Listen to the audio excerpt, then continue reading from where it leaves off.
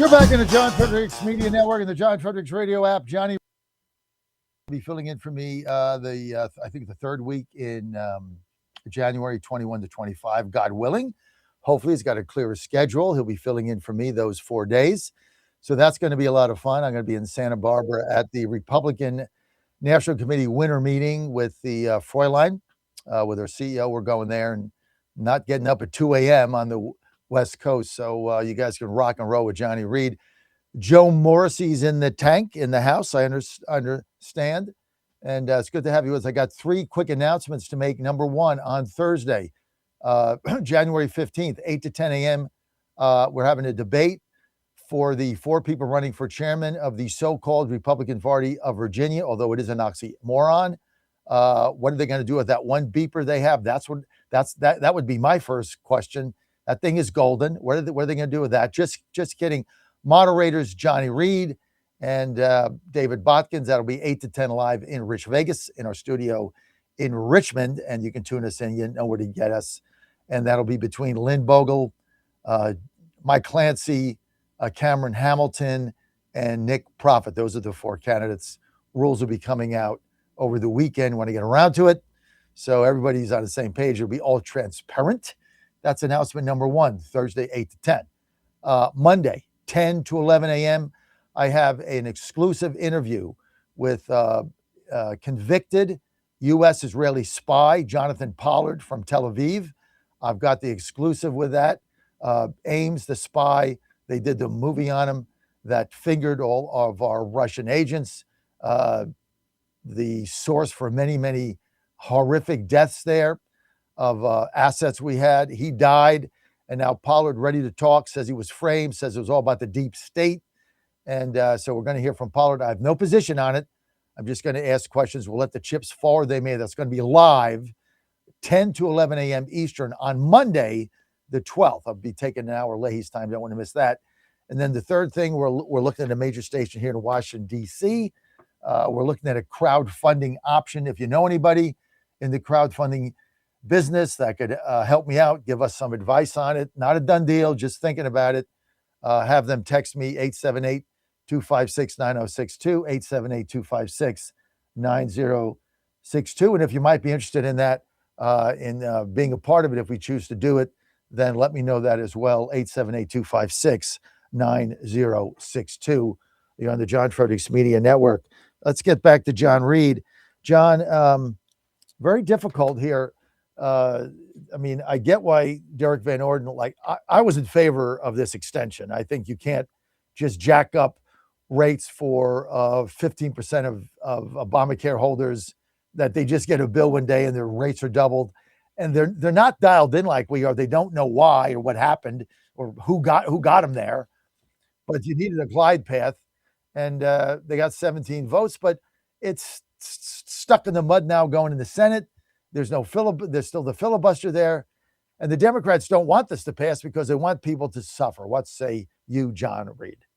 Every time, the Democrats do not care if their constituents and their voters suffer, because they wind up gaining power that way.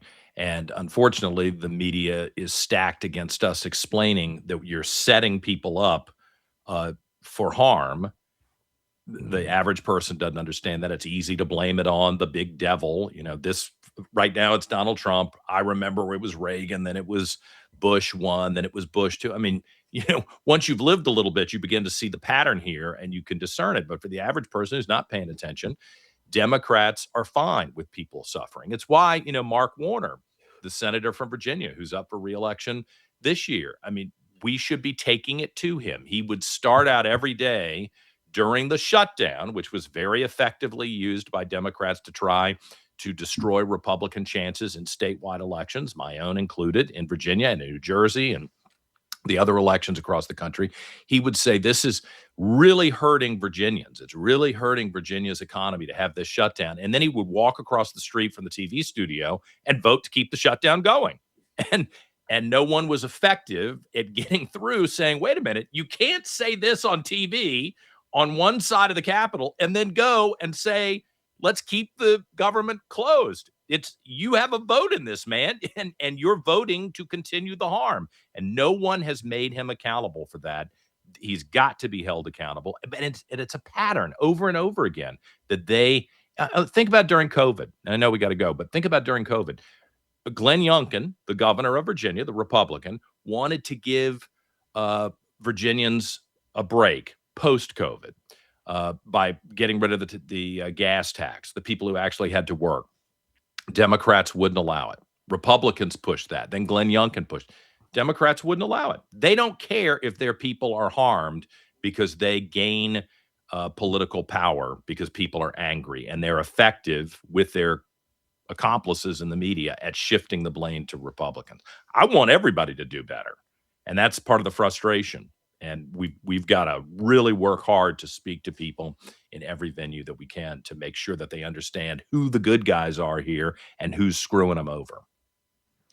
John Reid, there's no candidate running against Mark Warner. As you know, Bryce Reeves dropped out for personal reasons. Could we see a John Reid for U.S. Senate campaign? I just got beaten by 11 points. And I'm not Glenn Youngkin. I don't have $700 million in the bank. This is not, I quit my job to run for lieutenant governor. I lost a year's income. I've been moving money around just to survive after the lieutenant governor's campaign. There's nothing I would like more than to hold former governor, current Senator Mark Warner accountable. But I just don't see how it could possibly work. And people weren't. I mean, there's some people who were very generous with me during the lieutenant governor's campaign, but I've reached the conclusion the leftists want to run America and Virginia more than the conservatives want to save America and Virginia, because they're willing to, little old ladies who are convinced that the Republicans are bad, they're willing to put $25 on an auto pay every month. And they're rich people, the rich leftists, they're willing to cut multi-million dollar checks, like that guy in Charlottesville, Mr. Bills, who's apparently obsessed with clean energy, quote unquote. He's putting his money where his mouth is. And a lot of our guys have retreated. And I'm not trying to be ugly about it. And I appreciate everybody who is supportive of me. But I mean, it's all or nothing now, I think. I think we're on the verge of losing the society. And I've had some people tell me I'm just, I've got 20 years left to live. Is that a long answer to no? I listen, I'd love to run, but I just don't see how I could possibly do it. I get it. All right, John, hang in there a couple minutes. We're going to have you back. We're going to take a quick break with John Reid, and then the Virginia gang with Joe Morrissey will be back.